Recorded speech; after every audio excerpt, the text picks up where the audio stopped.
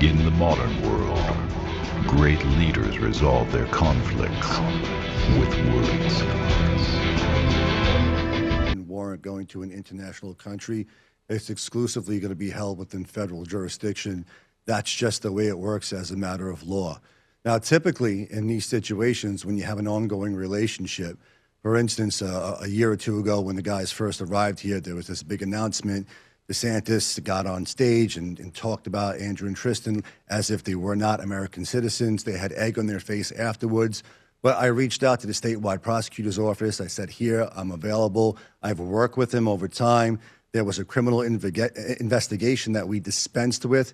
And I said, hey, listen, if you ever get into a situation where you want the guys, or if there's a warrant and they need to surrender themselves, just let me know. Everybody knows. You just come to me, you let me know. They're not running from anything. They're two of the most famous guys in the world. We'll surrender. We'll come in. It'll be nice. It'll be quiet. It'll be easy. So what happened was a dog and pony show. This could have been avoided. They set these guys up to make it look like the worst possible PR stunt in the world. When they were arrested by the marshals, look, the marshals did their job. They were professional. They were courteous. They rolled up on the scene hard body, but that's what they do. They didn't take Andrew and Tristan's phones. They didn't take their electronics. Andrew had $2 million worth of jewelry on his neck. He was able to give it to one of his friends. They conducted themselves with honor. It is the people behind the scenes who set this up. It is the people behind the scenes who gave the media and the cameras. Like, why were there cameras there? How did everybody know? Because this only happens when it's a stitch-up job. This only happens when they're trying to use the process as the punishment. So to your question, Pat, the marshals being involved is standard operating procedure, but the way it went down is anything but. So some people are saying that, the president's been fairly friendly with Tate, their son, the administration's been fairly fair with them. But some are saying in this specific case, Marco Rubio doesn't share the same position as others do. Well, what do you say? Do you have the impression that Marco's behind this, or this has nothing to do with Marco? I saw the conversations. I saw the questions being asked. I saw online was also saying maybe this is Marco's hand behind us saying, let's go get him. What do you say about that? I saw the conversations. I saw the questions being asked. I saw online was also saying maybe this is Marco's hand behind us saying, let's go get him. What do you say about that? So I'm going to be real careful about what I say here, and I just want to tell you why. We have two sort of tracks here that are sequential and independent from each other. So there's the bail proceeding and the bond proceeding that we're going to litigate right here locally in Miami. We brought on a local team, Black and Serebnik, to help us with that. They're heavy hitters over here. And what I can say about that bail proceeding is very limited according to the local rules and according to the federal rules. But what I can say is that there's a subsequent approach to the executive branch where if that doesn't work out, the appellate process doesn't work out, we get to go to the Secretary of State, who of course is Marco Rubio. So when you hear me talking about the politics, you hear me talking about this as a stitch-up job, you hear me talking about the unfairness of it, it's a witch hunt. They've beaten criminal charges all over the place, and they're taking them to the United Kingdom where they're not going to get a fair shake. That is First Amendment public advocacy, where it's politically protected speech on behalf of my clients to appeal to the executive for a subsequent process, not the current one. The current one has to play out. In order for me to make sure that if we get to that point where I need to advocate to the Secretary of State, I've already been doing it for a while. So anything I say now isn't me trying to interfere with what's happening locally. It's in anticipation of things. If they don't work out, we need to go to the next level. I am involved in the political process. I am involved in politics. I've been involved in D.C. for several years now, so we got lots of contacts, lots of relationships there. And this is what I'm hearing. Marco Rubio's got nothing to do with this. He's not behind it. He's not out to get them. There's nothing like that happening. My understanding, for what I've been told, that this is a DeSantis ploy, that Andrew and Tristan are being used to put Rubio and Trump in a very difficult situation. A very difficult situation. On one hand, if you extradite the brothers and if you let them go, you're going to lose a substantial part of your Gen Z base, the manosphere. It's going to be like when you watch Braveheart and he was betrayed at the Battle of Sterling, and he had that horrific look on his face. I've been fighting these battles. I've been going to war for you, and you betray me at the most horrible time, okay? On the other hand, right, we just have a process that needs to play out. And Rubio and Trump have been put in a difficult position, from what I've been told, specifically by the DeSantis, Uthmeier sort of group of people that are down here, because they hate each other. And they put Trump and they put Rubio in this difficult position because they don't like them, and they're trying to muddy up the approval ratings that you were just talking about, the midterms that are coming out, in the forthcoming 2028 election. Andrew and Tristan are pawns in a much higher political game right now. And I think as the process plays out, the world's going to be able to see the truth behind what I'm saying. Joe, I want to show a clip of the last time when Andrew was here. We're talking, and what Andrew, friendly words he had to say about DeSantis. Here was his small request he had for the governor. Go ahead. I'm an American, and I don't owe him shit. And when DeSantis stands up and apologizes to me, when the AG apologizes to me, I'll consider it. And Byron Donalds is a punk, too, because he sold out and went on the news and started talking shit, calling me a human trafficker. I've never been convicted. The point of America in general, the point of democracy is innocent until proven guilty. If they get quizzed about me, if they stand up on the news and they say, what do you think of Andrew Tate? They have a very easy answer. We live in a democracy. It's innocent until proven guilty. I don't know the specifics of his case. What I know is he is not convicted. They don't have to sell out like punks. They don't have to start saying I'm not welcome here. If the senator or the governor tells me I'm not welcome here, you know what? Then fucking keep it. I'm not a beg. I'm not desperate. And I don't give a shit if Ron DeSantis likes how I live or not. To be honest, I don't care. I'm an American citizen. I came here. I've been convicted of no crimes. And for the same reason you won't live in Cali or Mamdami's New York, I can't live here until these clowns apologize to me. Right. I'm an American. Okay. So you see that. So those are the comments that were made. Now, when you hear that, we followed the Romania story where the charges were made, and then all of a sudden they couldn't leave. We were there when they couldn't leave. We were at their house in Romania, and then they could leave, and then they could travel. So everyone's like, wait a minute. I thought, Romania, you had something. What are you doing now? And then now we hear these latest, if you can go back to that New York Post story you were just on a second ago, new charges include 19 for indecent images of a child and extreme porn. So it's almost as if they're reaching to find something, but the average individual is watching is saying, what the hell is going on here? Didn't something happen in Romania? What is the difference between the Romania charges and the one in UK? So I just want to unpack two things that you just addressed there. First and foremost, that clip of Andrew. Bravo, Andrew. That is how a free American citizen speaks when he hasn't done nothing wrong. When you actually haven't done anything wrong, you have zero fear of law enforcement. You have zero fear of investigations because you know that you're innocent. So he's saying, go ahead, look into me. And by the way, we sat down with the statewide prosecutor's office and handed them the entire file. We paused our defamation case that we're litigating in Palm Beach in order for them to get a look. They took a look and they said that there's nothing here. We've consistently had nothing to hide.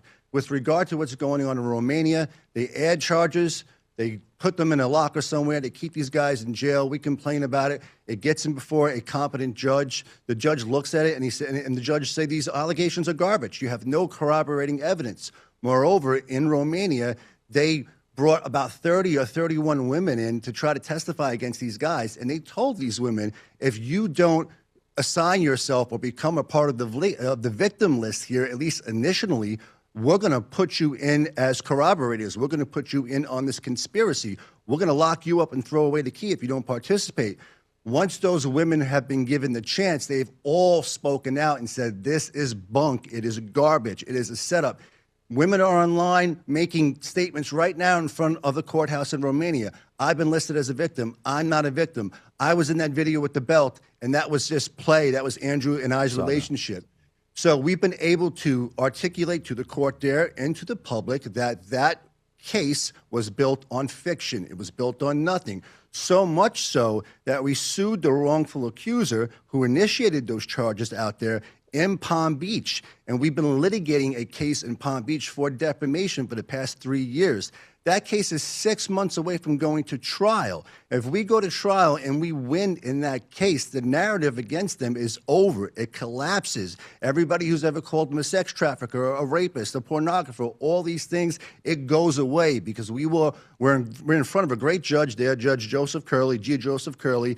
He's a former trial lawyer. He's on the law. He's not political. And we haven't even lost a material hearing there in 3 years. We're doing great. And I'm not overselling anything. That is a fact. So if we win there, the enemies of Tate, they all get defeated at one time. So this is a political chop-up job. This is a political kidnapping. They want to grab Andrew and Tristan, get them out of an American jurisdiction into England and not Romania, because they're being heard fairly over there now, to make sure that the truth never sees the light of day. So they're repackaging the arguments, and now they're adding sexual images of a minor and all this salacious and defamatory stuff, because these are the worst and most horrible things that you could ever say about a man. Sexual assault is the worst, but now you want to equivocate him to Epstein. That is the play here. But I think any reasonable-minded person who has followed this story with any degree of attention understands that these types of allegations with minors and pornography, child stuff,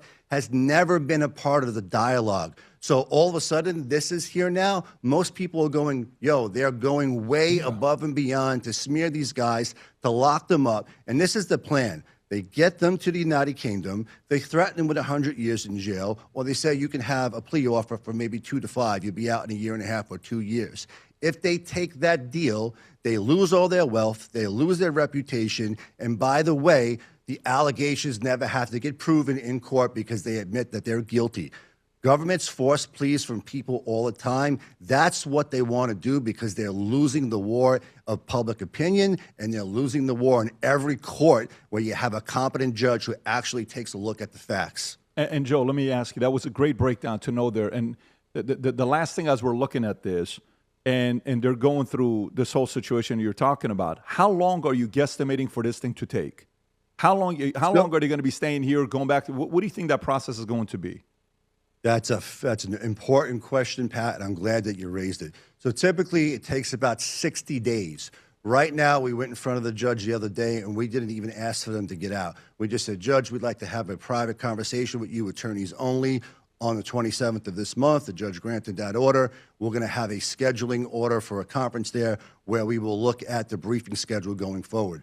We have a lot of good arguments. There are different things that the court needs to look at with regard to extradition, and the prong that we're going to be talking about is special circumstances.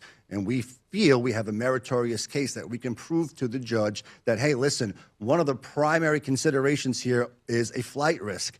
Generally, flight risk is a speculative analysis. No need to speculate here. These guys have been on judicial release in Romania, traveling the world, going back once a month, and never missed a court appearance in their life. They're not a flight risk. These are guys who don't run. They step in and they lean into the process. If they don't get bond, and the presumption is against bond, but we believe that we have special circumstances where we can articulate to the court that bond is appropriate, especially because they have to litigate that case in Palm Beach. Yeah. But if we don't get bond, then the appellate process begins, and then the appeal to the executive begins. And once we have a habeas petition in, that could take at least a year. They typically take a year in Florida and everywhere else.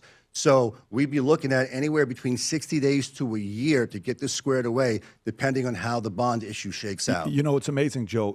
I'll finish with this, is whether these allegations are true or not. It's their job to go prove it and your job to defend your client. That's what has to happen, right? But if 2 years ago we ran a poll on Tate's, whether people support our audience, people supported him or not, 80% would be on their side. The guys just ran a poll right now, and our audience, remember, this is a supportive audience. This is not like it's an audience you're on a different place. It's at 50-50. 50-50, they support them, 50 doesn't support them. So what does this mean? This means either these things are working against them, or it means that we got work to do to make sure, arguments are made for the audience to sit there and say they're innocent. I mean, but the audience is definitely speaking up, and it's not like it's an audience that hasn't seen their work multiple times here. I think we've probably hosted them more than anybody else has on their show, and we've had a lot of great conversations together. But something to think about, to see where the audience is at as these stories are of course, now it's going to get back into the news cycle, but we're going to be talking about this on a regular basis. To me, UK has no credibility because when you have 250,000 people that have been raped, girls that have been raped, and we know the percentage of 87% of them being these Pakistani rape gangs, and you do nothing about that, and the first Muslim that you pretty much go after is Andrew Tate, which becomes comical. You go after him, but not all the other. They lose credibility. They lose credibility there. But There is a percentage of the conservative camp in America that's sitting there saying, look, I don't know. I feel like there's something going on here, Vinny. And just really quick, Joe. So he did a podcast, Andrew Tate recently. I forgot the individual. Jake Neal, 3-hour podcast. Jack Neal, I'm sorry. Yeah. Explaining that they're coming for him. He kept it secret until something happened to him. And then this happened to him. On the podcast, he said something along the lines that he rejected a $50 million offer to drop everything from, the powers that be and go away. So my only question is, he's getting offered this stuff. Did he know that this was going to happen? Did he have any inclination that this was going to go down? Because, why do an emergency podcast if nothing is going to go wrong? It's almost as if he knew something was coming. So anytime you reject that offer, you know something is going to come at some point. He rejected that offer, I want to say somewhere around 2022, 2023, probably 2022. And he had several of them. Mm-hmm. That's a fact. That's the truth. When you reject that offer, it's only a matter of time before they come. And they started coming, and they're going to keep coming until they get what they want. They did it to Trump. They're doing it to Tate. And to your viewers, with all due respect, because I admire you and I appreciate your concern, listen to what we are saying. When I first started litigating the January 6 cases, I was the only lawyer who stepped up and spoke out and said, hey, what's going on here is wrong. There are a lot of problems with these cases. These guys are being held in solitary confinement for months and years at a time. Eventually, there's problems with what happened at the Capitol. There's more than meets the eye. The media is working, especially the leftist media, and certainly at some point Fox News, hand in glove with the Department of Justice to proffer a selective narrative to the public to impugn 2,000 American citizens and call them domestic terrorists, insurrectionists, and all these things. It took us 3 years to change the narrative. It took us a couple years as well to make the Trump pardons palatable to Trump, palatable and digestible to the American public, and he signed them on day one because they were just and because they were proper and because that's what justice demanded. I understand that it's difficult, and I understand that the average American citizen, when they hear the Department of Justice saying something, or a government like the UK saying that these charges are real and you should listen, that comes with a certain amount of institutional credibility. But when politics are behind the accusations, when politics are in secret NGO money is funding this out-and-out international persecution of these guys, you got to step back and you got to say, has this happened before? Yes, it's happened before. Look no further than the president that you currently have in power.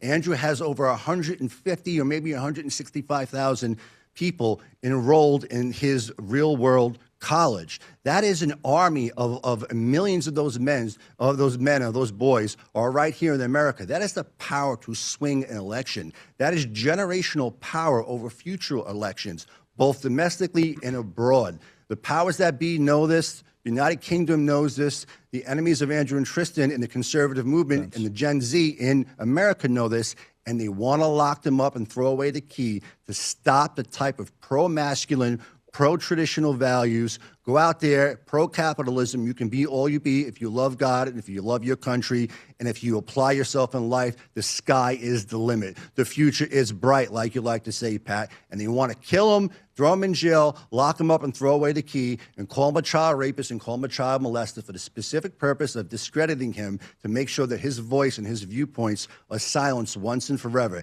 And if they could do it to him, the next podcaster or the next young man that wants to step up, guess what? The warning is if they do it to him, they're going to do it to you as well. Joe, thank you for your time. Great analysis. And we will follow up with you as there's new things formulating as well. But again, thank you for your time.